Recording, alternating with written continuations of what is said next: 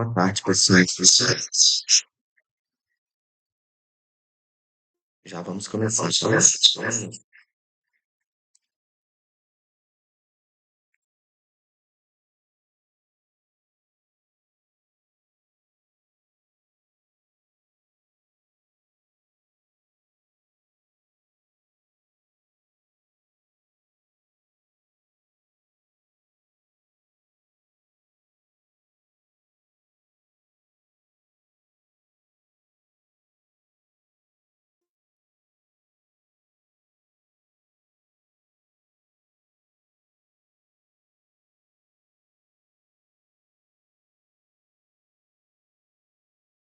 Esperar um pouquinho, só porque o pessoal tá entrando.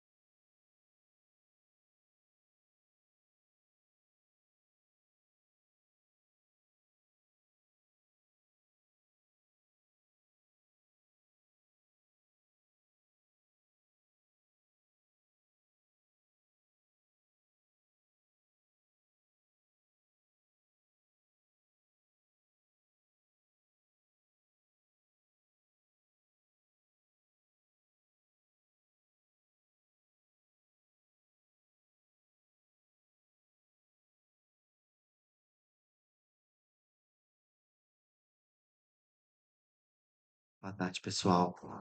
Eu vou começar apresentando um pouco, né, a, a nossa associação.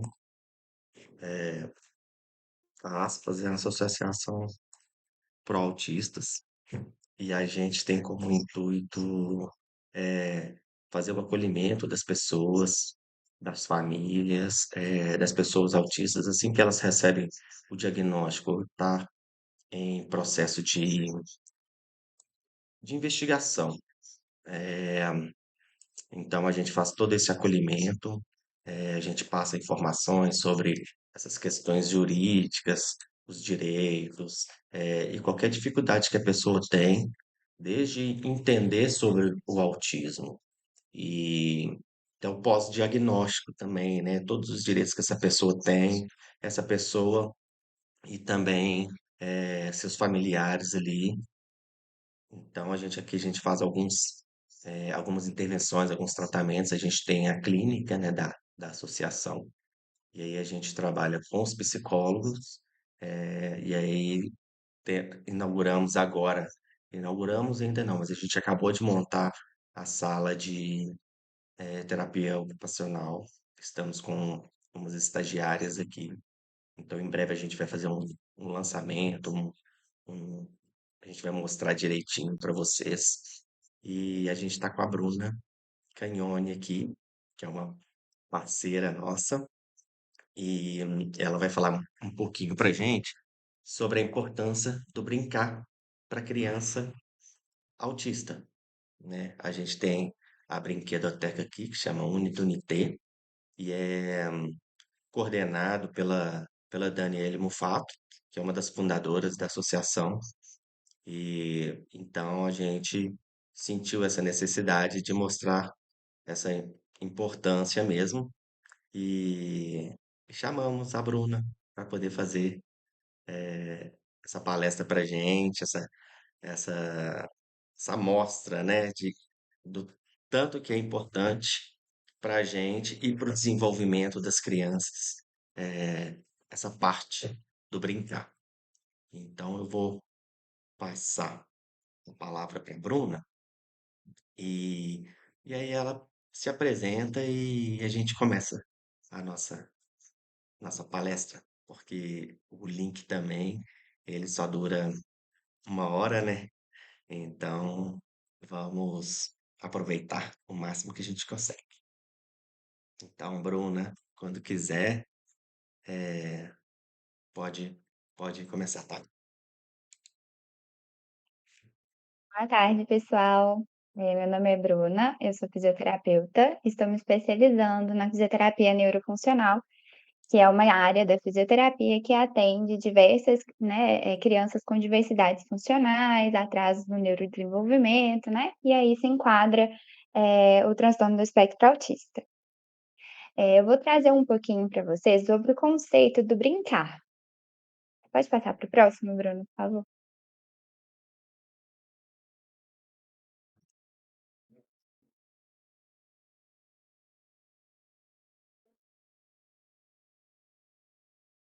Brincar, ele é caracterizado pelo Comitê das Nações Unidas como um direito fundamental da criança.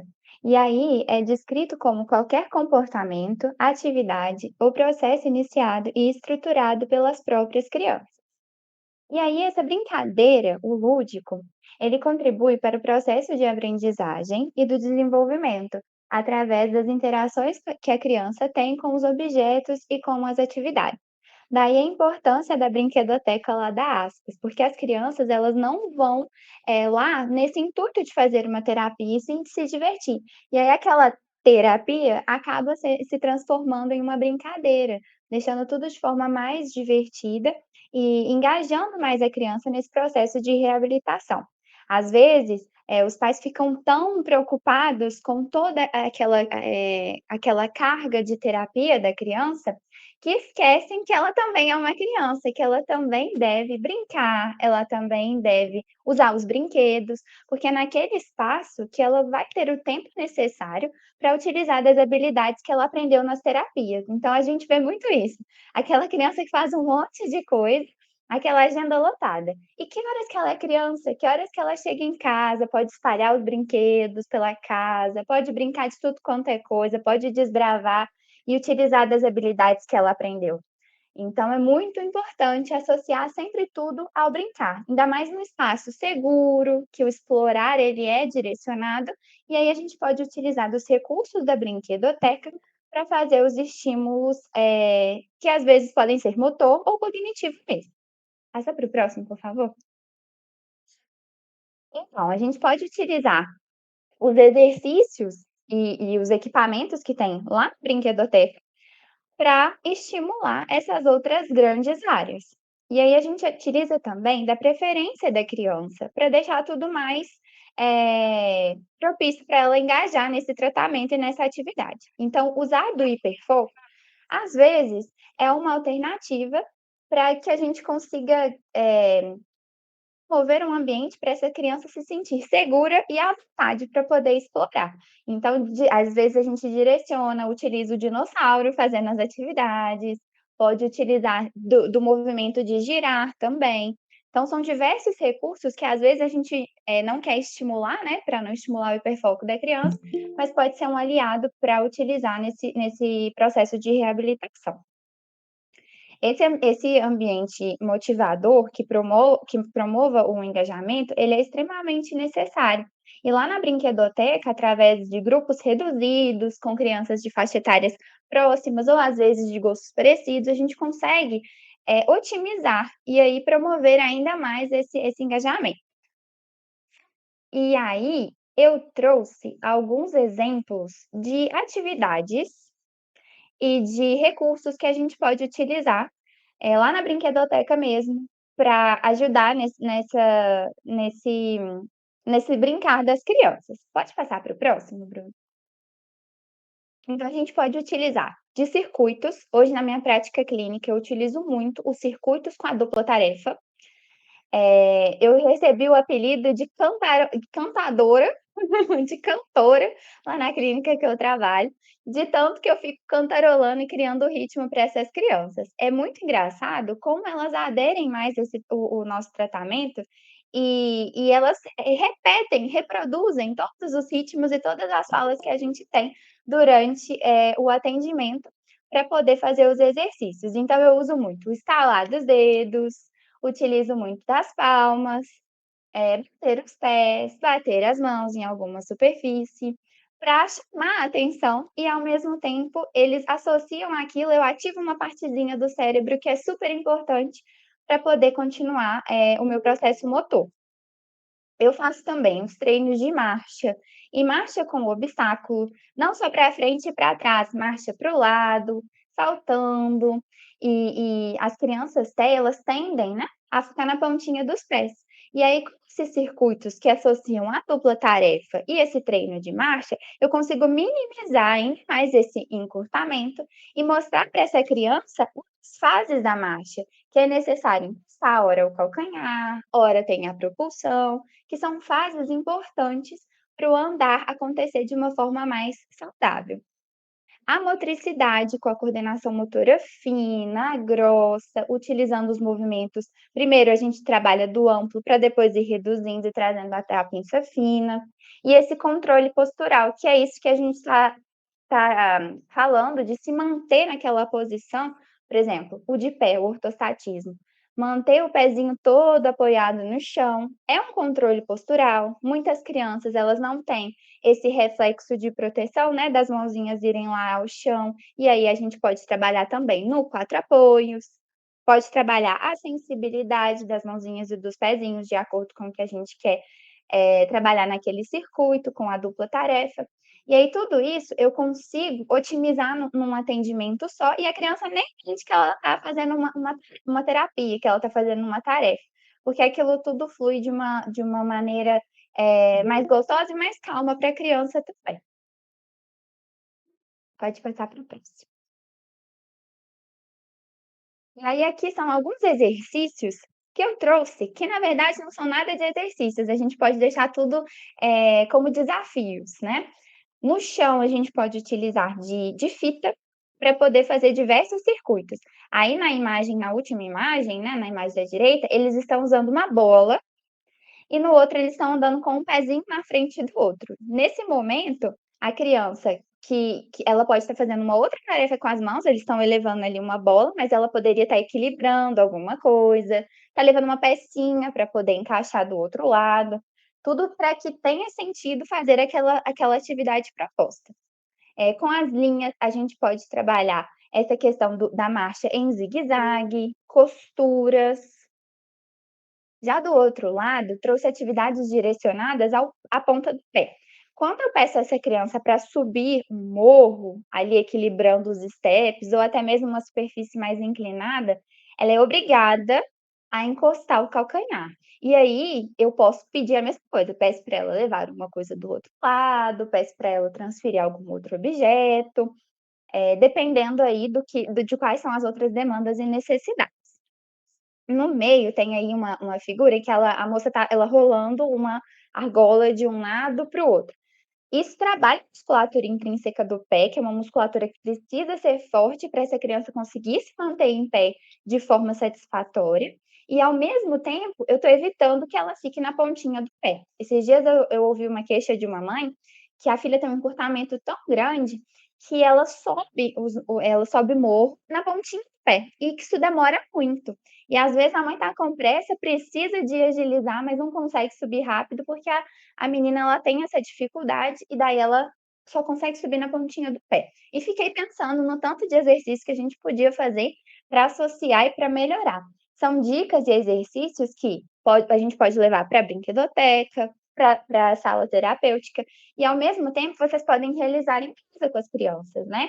Um momento de uma brincadeira em família, imagina que é divertido ela levar o dinossauro de um lado para o outro, ou levar uma pecinha de montar de um lado para o outro, passando por vários obstáculos, e aí ela vai competir com a mãe, competir com o pai, cria um ambiente, um ambiente desafiador e ao mesmo tempo super propício para esse aprendizado e para essa aquisição de novas habilidades. Pode passar para o próximo, por favor. Trouxe mais 2 exercícios que também são excelentes para trabalhar essa coordenação, essa dupla tarefa e também a pontinha dos pés. No primeiro exercício, ela apoia o pé todinho no step para poder fazer a flexão e a extensão e levar essa bola de um lado para o outro. Pode jogar jogando no gol, atirando ao alvo, né. E aí a gente vai usando a criatividade para poder associar com o que a gente precisa da demanda.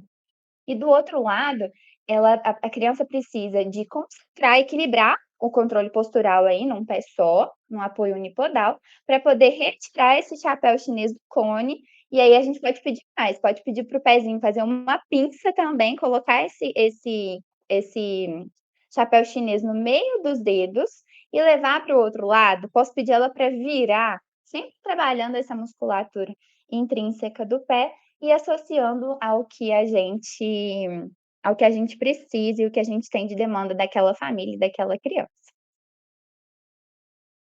Então, era isso que eu queria trazer para você sobre o uso da brinquedoteca. O Bruno, na sexta-feira passada, a gente estava conversando um pouquinho sobre, os monitores que estão entrando, o que eles poderiam fazer de brincadeiras com as crianças, para elas poderem ter esse ambiente, saudável de brincadeira mesmo e um momento de descontração, mas que ao mesmo tempo, promover esse aprendizado.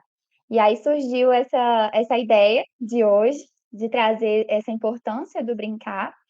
Eu espero que vocês que vão entrar aí na monitoria possam ter tido alguma ideia de algum exercício para fazer com os meninos. Se precisar de alguma coisa, eu estou à disposição de vocês. E alguém tem alguma pergunta?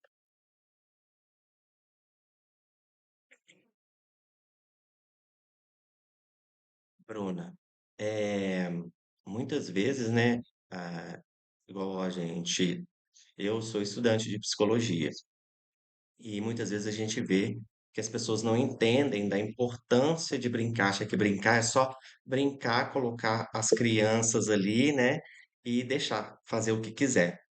E aí eu queria ver se você conseguia explicar um pouquinho por que que é importante o brincar e por que que é diferente brincar na brinquedoteca e a diferença, né? E brincar em casa, assim, ou deixar as crianças fazerem o que quiser.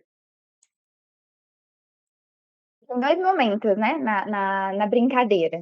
Ora eu direciono essa brincadeira para ela ter um cunho de aprendizado mesmo, e aí desde bebezinhos a gente, né, hoje a gente entende a importância de deixar essa criança no chão, de deixar essa criança em tummy time para que ela aprenda a explorar, mas eu estou sempre controlando. E existe o outro momento em que essa criança vai brincar em casa, que ela vai utilizar de tudo que ela aprendeu, brincando, cientificamente, ela vai brincar do jeito dela, do jeito que ela, consegue brincar, e aí a gente vai avaliar nesse momento da brincadeira em casa, quais as dificuldades que a gente consegue, olhar visualmente ali para aquela situação. Tem muitas queixas de que a criança em casa, ela quer, por exemplo, eu quero mu a criança quer muito engatinhar, ela tenta, mas não sai do lugar. Daí essa brincadeira em casa aleatória, que foi só deixado brincar, ela me mostrou que ela tem uma dificuldade de engatinhar no 4 cores. A gente anota e traz para as outras terapias dessa criança.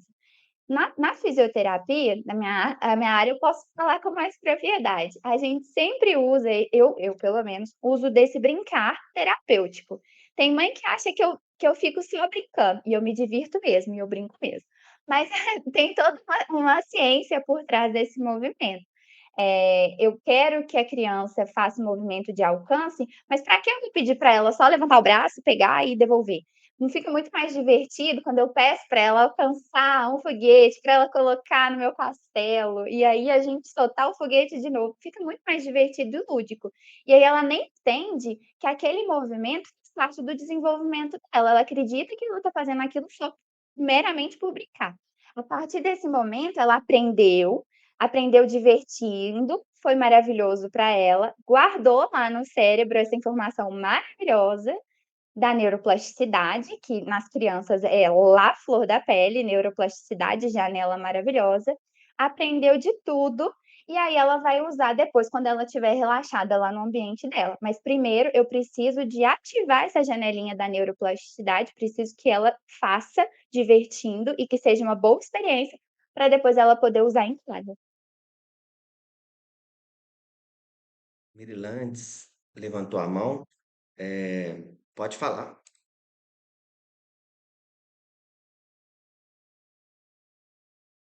Eu estava, do microfone aqui. Boa tarde a todos. Eu não tenho, né, pessoas com TEA na família, mas eu gostaria de saber, diante de tudo que foi falado aí pela Bruna, quais atividades podem ser realizadas, né, em casa para complementar o tratamento? Você, enquanto fisioterapeuta, você passa alguma orientação para os pais estar fazendo essas brincadeiras em casa? Sim, com certeza. Todo fim de tratamento, a gente traz os exercícios necessários para aquela fase. Mas como cada criança vive uma individualidade dentro do espectro, a gente precisa de entender cada necessidade antes de prescrever exercícios para serem realizados em casa, né? A gente sabe hoje em dia que a maior parte das crianças, né, fazem a ponta dos pés, uma grande queixa que chega para a gente, né? E aí, a partir disso, o feijão com arroz que eu brinco, que é o que dá para indicar para quase todos, que servem para quase todos, são esses exercícios que eu coloquei lá de do da superfície inclinada, para que essa criança faça a maior parte, do apoio no calcanhar, e aí ela entenda que o calcanhar consegue sim pisar no chão, ele é desensibilizado, e aí sim ela consegue andar melhor. E esses exercícios de coordenação motora sempre são indicados, porque independente da faixa etária é maravilhoso estimular para escrever, e aí vai. Obrigada pela resposta. Josiane, pode falar. Boa tarde, pessoal, tudo bem? Bem, Bruno, eu queria saber a respeito de criança que tem baixos tônus, se tem alguma atividade mais para a parte das mãozinhas e tal, para poder estar trabalhando com as crianças. Essas crianças que têm um baixo tônus, geralmente a hipotonia, ela é associada com frouxidão ligamentar. Então, o que a gente precisa dar para essas crianças é realmente uma força muscular. E aí, quanto mais exercícios eu conseguir pensar de alçar, dessa mãozinha trabalhar na pinça fina, seja ela tirando aí, adesivos. Eu adoro colar a parede onde eu trabalho é toda manchada. Porque eu colo os bonequinhos e eles vão lá, aí eles sobem o degrau com os pezinhos todos apoiados, puxa a fitinha, traz o brinquedo, resgata, traz para mim. Hoje em dia a gente consegue fazer com papelão, né, cortando ali vários furinhos e cotonete para trabalhar mais essa pinça, retirar isso. Tudo isso eu trabalho a musculatura da mão, e aí me favorece aí numa questão de hipotonia. E essa questão de criança virar totalmente a mãozinha, tipo assim, ela ter não ter essa sensibilidade. E esses movimentos que vão ajudar, né? Para Isso, poder isso. tirar. Isso. Nesse caso do dedinho vir aqui, me mostra que tem uma frouxidão ligamentar sim. São crianças que tendem a fazer movimentos, exagerados mesmo, que a articulação não suporta. E aí seria o papel do ligamento segurar essa articulação para que não aconteça aquele espacate todo. Hoje é o Dia Mundial da Conscientização da Síndrome de Down, eu atendo muita síndrome de Down também, e próximo à altéia, eles também têm muita hipotonia. E aí os menininhos lá da síndrome de Down, eles já vão levantar, por exemplo, quando eles estão na fase do sentado para se colocar de pé, a maioria levanta já no espacate, as perninhas todas abertas e esticadas. Também é uma questão de frouxidão ligamentar. Então eu preciso de trazer essa articulação para o retorno e trabalhar com essa musculatura para que né, no caso deles, a perninha é o principal, aí eles têm muita subluxação de quadril. No caso do dedo, a pinça é a mais importante para esse movimento, e a mãozinha, por ser muito, molinha, né, vai dificultar na escrita. Então a gente precisa de trabalhar muito massinha para poder procurar objetos. Gosto também de esconder, escondo lá os bichinhos todos na massinha, e aí eles vão lá. procurando, cavucando com a mãozinha para poder trabalhar bem essa musculatura. Ela é uma musculatura difícil de ser trabalhada, às vezes a gente nem para pensar nisso, né, se a minha mão é forte ou fraca, mas de fato ela precisa de ser trabalhada. Ok, obrigada.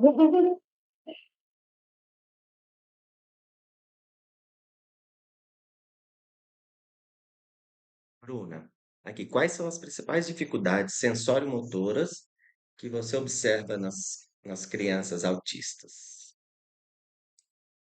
A questão da sensibilidade do tato é uma coisa que realmente aparece muito na minha prática clínica. Já peguei a pontinha do pé, mas também já cheguei crianças com uma sensibilidade tão aguçada que ele não tolerava, às vezes, o tecido, né. E aí colocar meia era horrível, pisar no chão era péssimo, eu não sabia o que que era pior, se era pisar com a meia ou se era pisar no chão descalço. E aí, nesses momentos, a gente associa muito com a TO para trabalhar essa disfunção sensorial, é muito importante, né, o nosso trabalho com a terapia ocupacional, a gente trabalha muito em conjunto para poder minimizar essa disfunção sensorial. E aí, às vezes, essa criança não encosta o calcanhar, por exemplo, que eu estou falando tanto da pontinha do pé, ela não encosta o calcanhar justamente porque é muito difícil encostar o calcanhar, porque a minha sensibilidade está lá, aquele estímulo é super doloroso. Então, a gente tem que analisar esses casos, né. Geralmente eles vêm também com encurtamento de cadeia posterior, e aí vem esse andar na ponta dos pés. E tem a hipotonia, que é o baixo tônus, e tem a hipertonia, que também é associado. Tem criança TEA que é hipertônica, que tem o tônus aumentado. São crianças que a gente coloca a mão, é tudo duro, mas não é duro de força muscular, é duro de rigidez mesmo, é um músculo rígido. E daí a gente tem que trabalhar no oposto da hipotonia. Pegando umas perguntas aqui, então, eh, assim, a gente tem muita questão comportamental, né, das crianças autistas, assim. E aí, quais que são esses sinais ou comportamentos que indicam que uma criança com TEA pode se beneficiar do acompanhamento, fisioterapêutico? É muito isso que você falou um pouquinho agora também, né, dessa questão sensorial, mas, quais são aqueles sinais ou comportamentos que você vê que, olha, a fisioterapia pode melhorar isso aí? As crianças TEA, na verdade eu estou observando isso nas crianças em geral, muita ansiedade, eu chamo de ansiedade infantil. Antes de montar o brinquedo, de montar o circuito, a criança fica querendo fazer tudo e já sai desembestada. Então, essa questão da ansiedade a gente consegue trabalhar muito na fisioterapia, porque todo exercício ele tem um intuito, um porquê, e eu preciso de um tempo de espera para eu fazer o próximo do exercício, nunca é um exercício isolado, né, como eu falei, eu vou alcançar o foguetinho para eu colocar lá na joaninha para subir de novo. Então eu preciso de pegar primeiro eu preciso de esperar alguém bater para ela subir, depois eu preciso esperar cair, preciso pegar, colocar, então são vários passos e isso aí a música vem o ritmo com a música, lá onde eu atendo vira uma sinfonia, e aí eu tô todo o tempo cantando e contando, 1, 2, 3 e depois vem o bum para poder estourar esse foguetinho, e agora nós vamos pegar rapidinho, rapidinho, e aí a gente vai. Então essa ansiedade a gente controla muito na fisioterapia com as sessões, para poder trabalhar essa questão da espera, que é uma coisa que eu venho percebendo que as crianças estão cada vez mais ansiosas e afobadas, querem resolver tudo. Eh, a rigidez comportamental, que também é muito comum no TEA, eu consigo desvencilhar isso pouco a pouco, de acordo com as sessões, porque essa criança ela está acostumada que ela vai fazer fisioterapia no horário tal, que ela vai entrar na sala tal, que eu tenho que pegar o brinquedo tal. Quando aquilo não é necessariamente nessa ordem, ou quando não é aquele brinquedo, aí a gente tem esses desafios que a gente vai contornando aos poucos para que ela entenda que nem sempre vai ser aquele, mas eu também tenho algum passo a passo para deixar esse coração quentinho, né, ele sabe que ele vai me encontrar naquele lugar, que geralmente eu preciso de fazer tal exercício antes de eu fazer o exercício que ele gosta, que ali naquele armário tem um brinquedo que é o favorito e no final eu pego ele para deixar brincar. Então eu crio uma rotina, que ele se organiza, mas não é exatamente exatamente os mesmos objetos dessa rotina, entende a diferença de eu chegar lá e fazer cada dia uma coisa que eu deixo eles super desorganizados.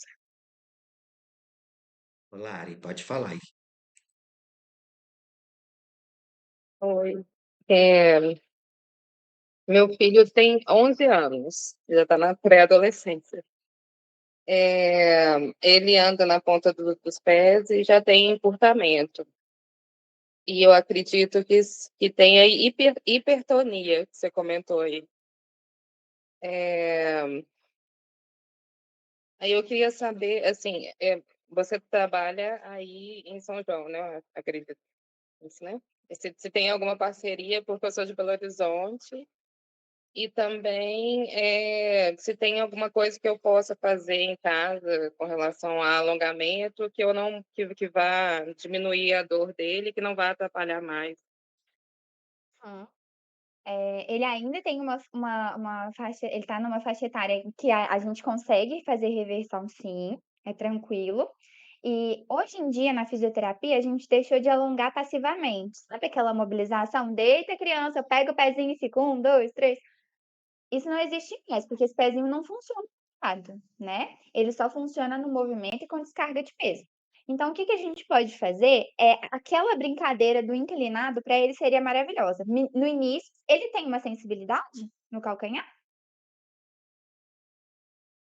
Sim, ele não encosta mais o calcanhar no chão, só quando nos primeiros anos de vida ele encostava um pouco, hoje não encosta mais nada, 100% do tempo só na ponta mesmo. Mas ele tolera, por exemplo, meia, grama, encostar no pé? Ah, É sim. uma Ele aversão? ele usa só um tipo de sapato, que é o croque, né, acaba não encostando, ele não usa meia.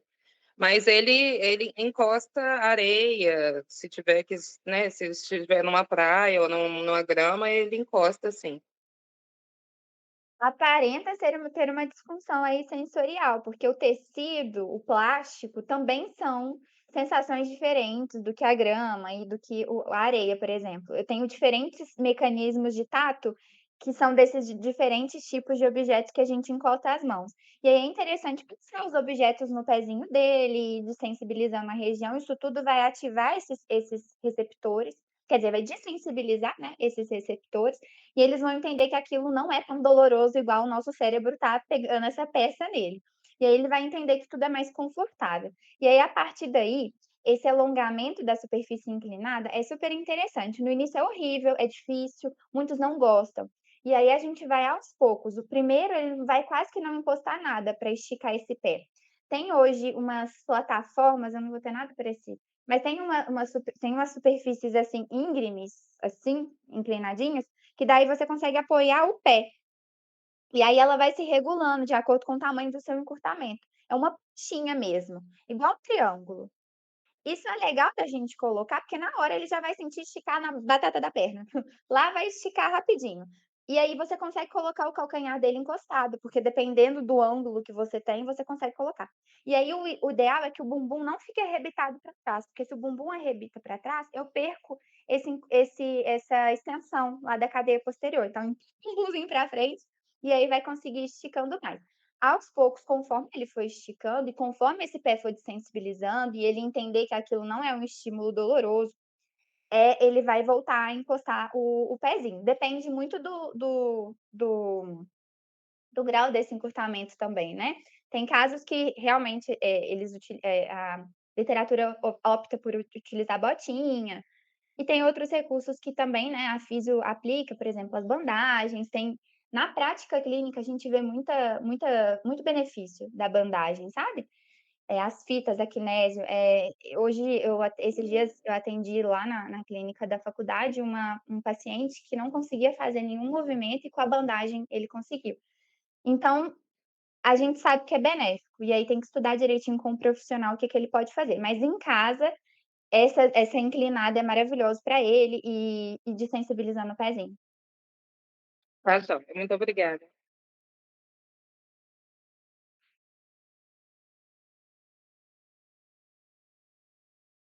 Tem um outro aqui que é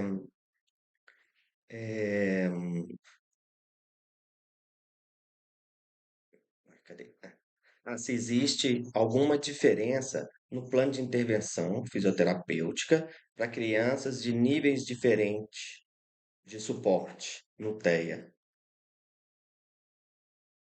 Tem uma diferença. Tem Uhum. diferença porque vai depender da queixa daquela família, mas, por exemplo, o nível 3, são crianças que a gente eles são mais difíceis, né, de ser receptivo mesmo com o tratamento. Então aí vai mudar minha abordagem. Eu atendi um nível 3 e a família acabou negligenciando um pouco o diagnóstico, ele não fazia tratamento. E aí foi um tratamento muito difícil, inclusive ele não aderiu, a família não aderiu à fisioterapia e ele acabou abandonando o tratamento. Porque ele chegava, ele não queria fazer, tinha uma rigidez cognitiva e era difícil mesmo fazer ele levantar, por exemplo. Ele chegava e deitava ali no chão e não queria levantar. Então são intervenções diferentes, porque a gente precisa de levar tudo isso em consideração na hora de elaborar esse plano de tratamento, essa conduta. E é sempre interessante perguntar, logo que vocês recebam eles lá na monitoria, as preferências, porque isso aí é seu maior aliado, pode ser o seu maior aliado, seu maior inimigo, depende. Mas a gente pode utilizar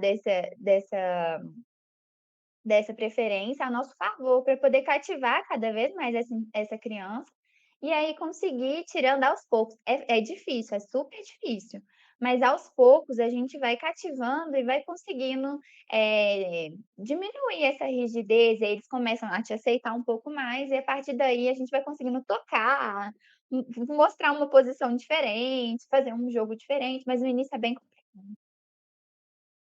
Aqui na associação, a gente recebe diferentes áreas, né, de estagiário, de profissionais. E como é que a fisioterapia ela pode se integrar assim com essa equipe multidisciplinar? Como que seria, o que que o profissional precisa levar para você para poder tirar essa dúvida, ou então você passar para eles, para que eles tratem, né, assim, façam uma intervenção mais assertiva assim nas crianças, nas pessoas com TEA. Esses dias eu falei com a Dani, que é meu sonho fazer uma intervenção interdisciplinar, nessas crianças. Porque esse tratamento, ele engloba diversas, profissões. E hoje eu tenho pacientes que fazem acompanhamento com a terapia ocupacional, com a fono, e aí imagina que mágico seria se nós todos estivéssemos no mesmo lugar e estimulando essa criança ao mesmo tempo. Né, talvez não todos, mas pelo menos 2 profissionais ao mesmo tempo, para a gente poder otimizar esse tempo de estímulo e aí ser uma sessão um pouco maior, mas que trabalhasse todas as áreas. Seria maravilhoso que se a gente pudesse colocar isso em prática. E aí a terapia ocupacional, né, eu trabalho muito com terapia ocupacional. Eles vêm, fazendo essa sensibilização toda, tratando dessa disfunção sensorial, ensinando essa criança a função para aquela dificuldade específica, né. E aí eu na fisioterapia eu venho tratando dos encurtamentos, das hipotonias, da falta de ativação muscular, às vezes não é nem a hipotonia, mas aquela criança, ela tem um tônus bom, mas ela não ativa quem ela deveria ativar para, por exemplo, andar. Não usa do glúteo para andar, aquela criança ela não ativa o glúteo para andar. E aí como eu vou fazer isso? A TO, ela vai até certo ponto com esse andar, com essa disfunção, e eu venho trazendo a força para que eles terminem aí de fazer a reabilitação. Então, funciona muito, é muito bom. Com a fono também, seria maravilhoso se a gente pudesse, implementar. É, com a psicologia também, com a TO. Ai, com a TO é maravilhoso, meu sonho. Ó, eu acho que a gente podia então já ir finalizando. Eu sei que a gente, durante a conversa, falou algumas coisas sobre isso, mas então a gente podia, finalizar, né, com essa pergunta que seria: quais orientações você costuma oferecer para as famílias darem continuidade aos estímulos em casa? Geralmente, eu oriento o básico, assim, né, porque cada caso é um caso, mas o geralzão.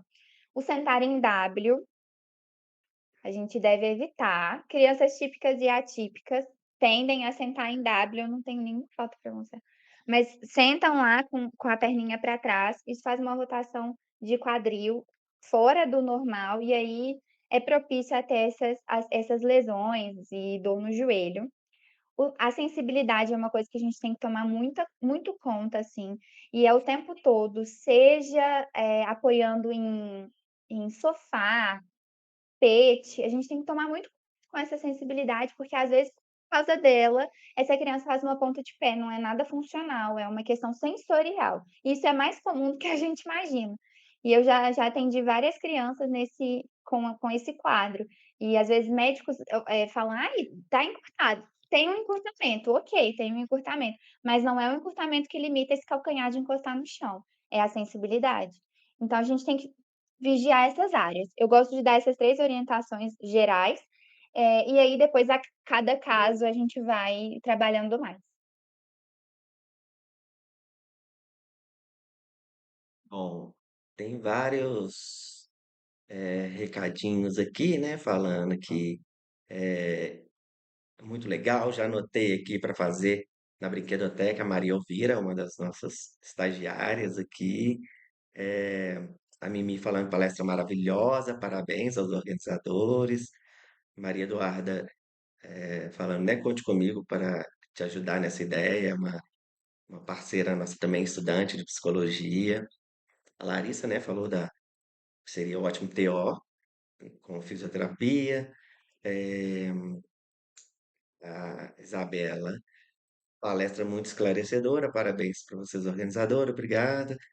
A Luciana Caraza, que também é estudante de psicologia, parabéns pela palestra. A Priscila, foi ótimo, muito obrigada. Aqui em Dores de Campos, vamos trabalhar muito as brincadeiras na nossa aspas. A gente está abrindo uma filial lá em Dores e com certeza a gente vai fazer esse intercâmbio de profissionais para poder atuar, né? Tanto aqui quanto nas filiais e o próprio pessoal de lá para cá também, até para a gente trocar essas experiências em diversas regiões, que a demanda é a mesma, mas acaba que as regiões elas cuidam diferente de acordo com os profissionais, né? Também então é bom essa troca de ideia para que todo mundo fique alinhadinho, fazendo as mesmas coisas para o mesmo fim. A Josiane colocou aqui, palestra perfeita, obrigado pessoal da Aspas por nos proporcionar essa experiência. A Júnia, obrigada, parabéns pela palestra. Rafaela, parabéns pela palestra. Achei fantástico aprender que a criança pode usar do brincar para desenvolver suas habilidades e que isso pode ser feito na fisioterapia. A Ana, incrível, obrigada. Maria Eduarda, parabéns pela palestra, adorei. Ana Paula, parabéns, palestra excelente, de grande aprendizado. A Márcia, muito obrigado pelo conhecimento. E eu agradeço você, Bruna, por essa disponibilidade de no meio de uma tarde de sexta-feira, mas a gente ficou aí com 24 pessoas interessadas e aprendendo muito com a gente, né? Eu fiz uma gravaçãozinha aqui para deixar assim para gente e para a gente ficar revendo algumas pessoas que precisarem ver, a gente passar assim um link mais escondido, mas que dê para ver, porque eu acho importantíssimo a gente ter esse conteúdo e também apresentar você para a comunidade que você está vindo para a gente aqui. E aí vai ser ótimo mostrar sua carinha, seu profissionalismo e e todo o seu interesse em ajudar a causa também. Muito obrigado, viu, pela sua palestra. Eu que agradeço pela oportunidade, espero ter contribuído aí para o pessoal que está chegando lá na monitoria. Se precisar de alguma coisa, eu estou às ordens. A gente tem lá nosso grupo, e aí a gente vai se comunicando mais por lá. Beleza, então, pessoal, muito obrigado por ter ficado aqui com a gente. Quem precisar de certificado, eu mandei o link aí no chat com o formulário para preencher, para a gente colocar o nome certinho. Qualquer coisa, entre em contato com a gente aqui da Aspas, entre em contato comigo. E muito obrigado mesmo. Beijo para vocês. Valeu.